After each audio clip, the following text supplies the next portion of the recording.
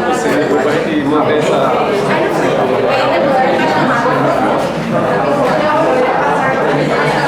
Bem, gente, boa noite. Boa noite. Hoje nós damos início, né, ao encerramento do nosso projeto de extensão, agregação do conhecimento, né, no setor sucroalcooleiro, e é um diferencial que a gente está trazendo para vocês, alunos, como também para nós, professores, né, essa experiência desses profissionais que estão trazendo aí para a gente, para contribuir aí na formação de vocês.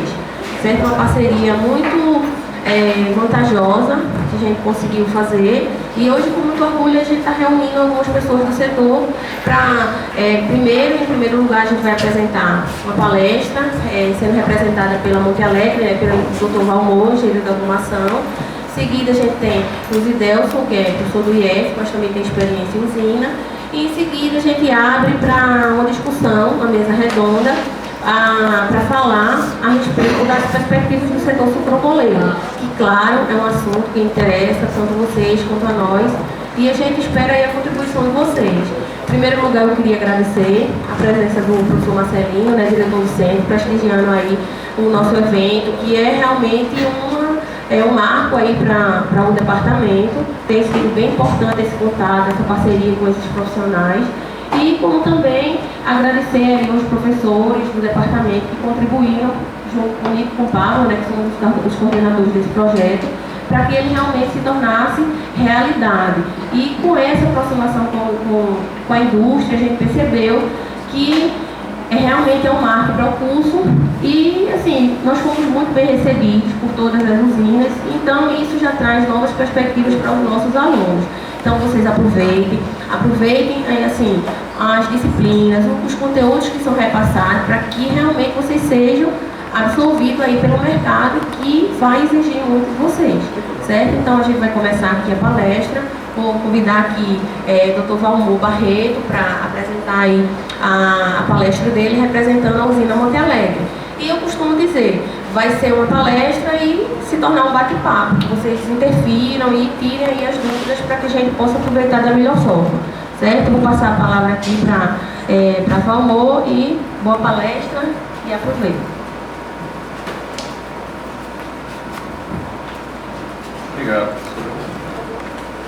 Boa noite.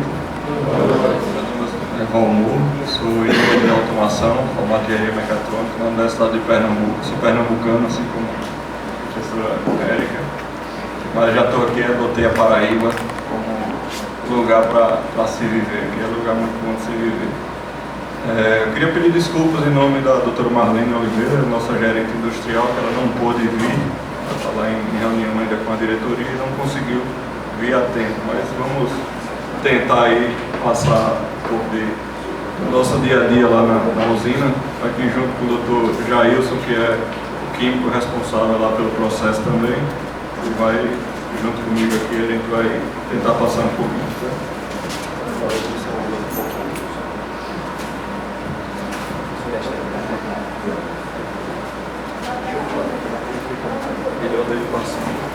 Bem, a usina Monte Alegre, ela fica localizada em Mamanguape, direção Paraíba, sentido Natal.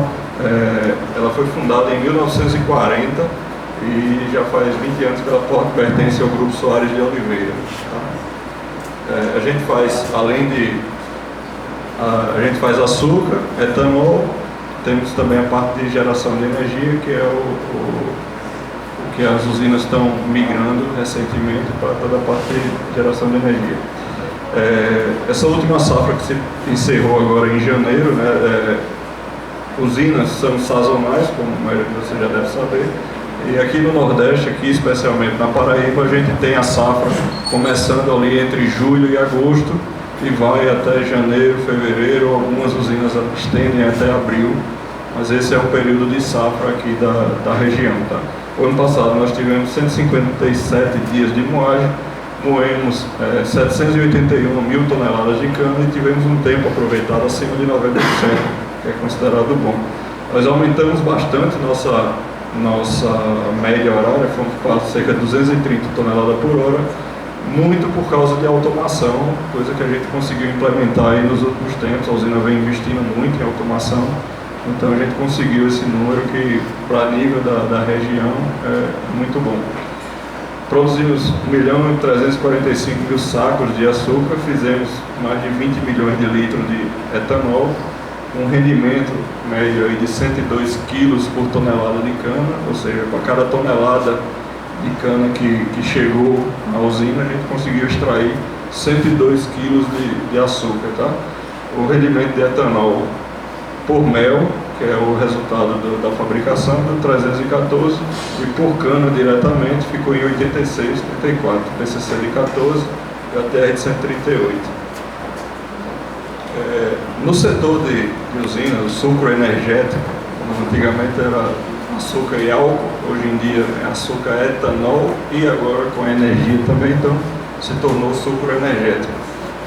Onde é que tem automação nesses setores da empresa? Em todos os setores, desde a pesagem do caminhão, você já pode fazer automação lá, ou aquelas barreiras que fazem o caminhão parar. Quando o peso estiver equilibrado, ele já sai lá o peso automaticamente e o caminhão pode seguir. Então essa é uma forma de automação. A análise de cana, das amostras de cana, até recentemente a gente está vendo a viabilidade de um amostrador automático, uma sonda oblíqua que já faz bastante coisa no processo. A recepção de canas, que é a parte de tombadores e que vira a cana do caminhão para as esteiras, que vão transportar para o processo.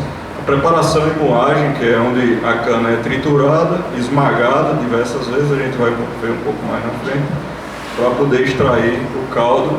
A fabricação de açúcar é onde mais tem automação, tem tudo que vocês imaginarem de variáveis, tem automação. Pacotamento e sacamento vem passando ultimamente por muita automação também. Tem algumas usinas que já têm sistemas bastante automáticos, que sai o pacotinho, ele já vai direto para o fardo e a máquina já leva totalmente enfardado e no pallet o açúcar. Na destilaria de etanol, talvez seja o setor que esteja mais avançado em termos de automação, que hoje já se consegue fazer praticamente tudo automatizado no setor, com o mínimo possível de intervenção humana. Na geração de vapor, são as caldeiras, né, que gera o vapor para gerar energia elétrica, e também esse vapor vai servir para o processo de cozimento do açúcar, do caldo, para poder fazer o açúcar, e lá do vapor na destilaria também, que vai ferver os caldos lá para poder formar o etanol. E na geração de energia elétrica, também é um setor que tem bastante automação hoje.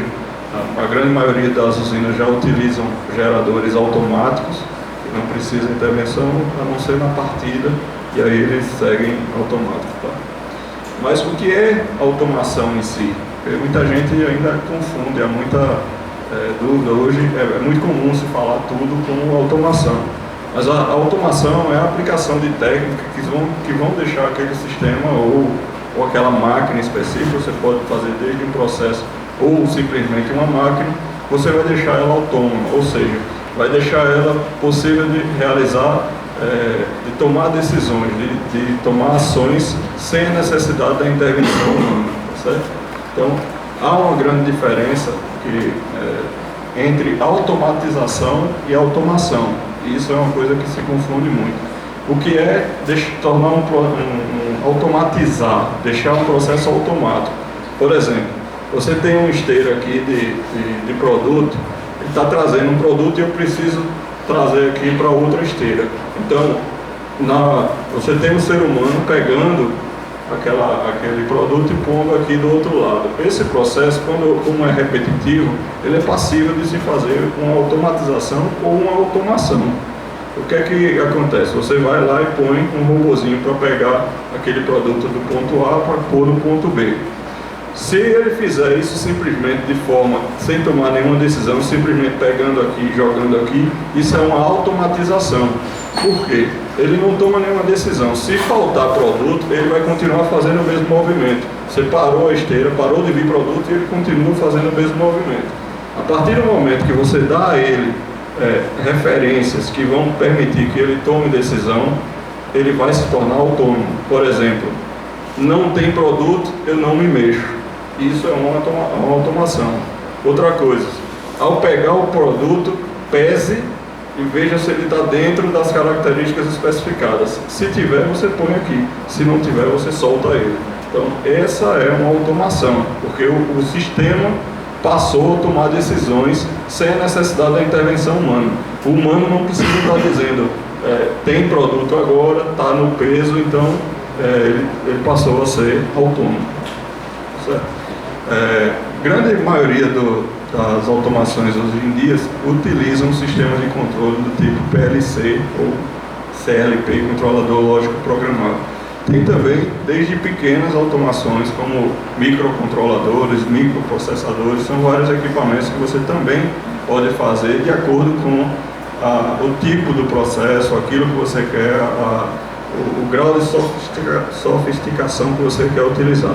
Então isso aqui, por exemplo, é um PLC que a gente utiliza lá na usina Monte Alegre, do sistema de automação das caldeiras.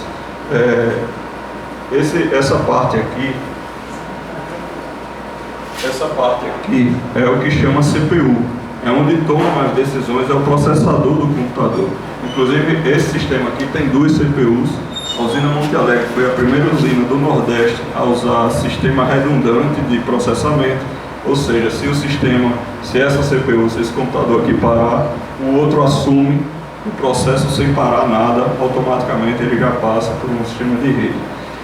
Essa parte aqui são os cartões que fazem as leituras analógicas digitais do sistema. Então ele é quem vai ler as temperaturas, os níveis, as velocidades e vai mandar a informação para o controlador, para o computador lá, fazer processamento daquela informação, tá certo?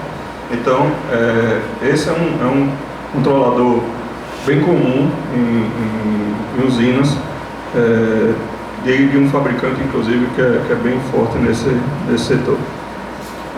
Como eu estava falando, como é o princípio de funcionamento de um controle, de um sistema de controle qualquer, não só do PLC, qualquer tipo de sistema de controle em malha fechada, ou seja, que você precisa de ler alguma coisa e vai permitir o sistema tomar a decisão automática. Você tem aqui a referência, que é aquele valor, aquilo que você quer que seja a base do seu sistema. Por exemplo, quando você seta lá no ar-condicionado 20 graus de temperatura, é essa referência que você quer de temperatura para o ambiente, tá certo? Você tem o controlador que vai fazer esse processamento e dizer, eu estou querendo 20 graus de temperatura, e vai mandar uma ação para o sistema, ou seja, para o processo. Então, eu vou passar depois cada item desse aqui para vocês entenderem o que é que cada um faz. Então, o controlador manda lá para o processo e o processo vai tomar uma ação, como por exemplo, o ar-condicionado, ele vai aumentar ou diminuir a velocidade do ar, vai aumentar ou diminuir a pressão do gás lá para ter mais frio ou menos frio. Só que na saída do processo, ou seja, a temperatura que está na sala, eu preciso medir para tomar uma ação para que o sistema vire autônomo e não automatizado. Então, ele tem aqui um sensor que mede, nesse caso aqui, um sensor de temperatura.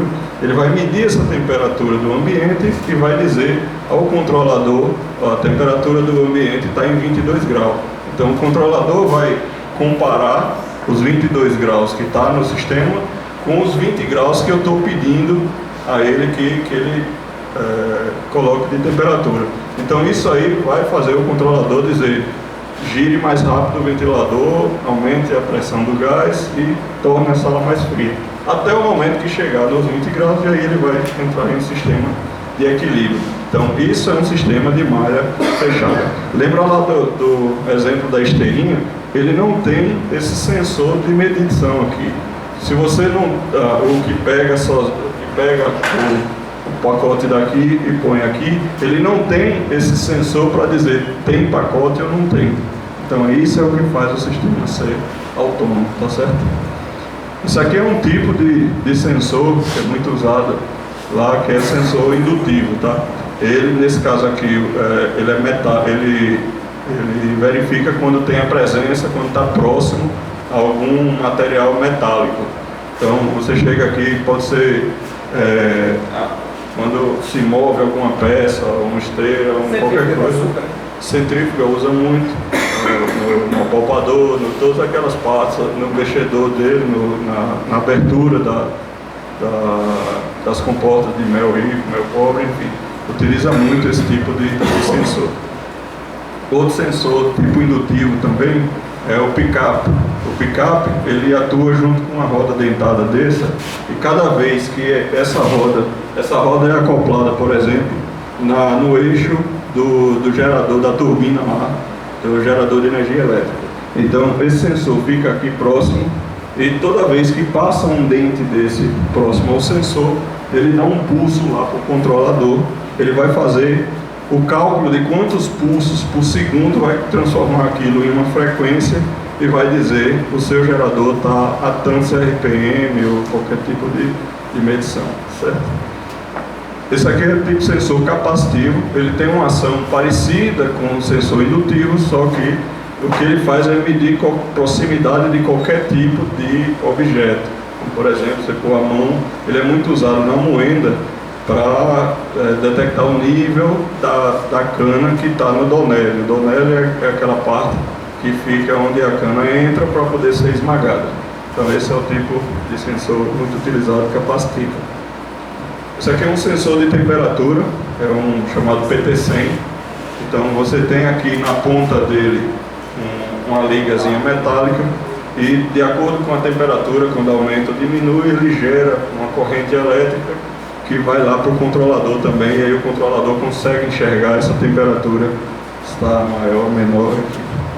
Um sensor tipo de pressão, ele tem essa parte aqui que é o processador dele, e ele tem aquela parte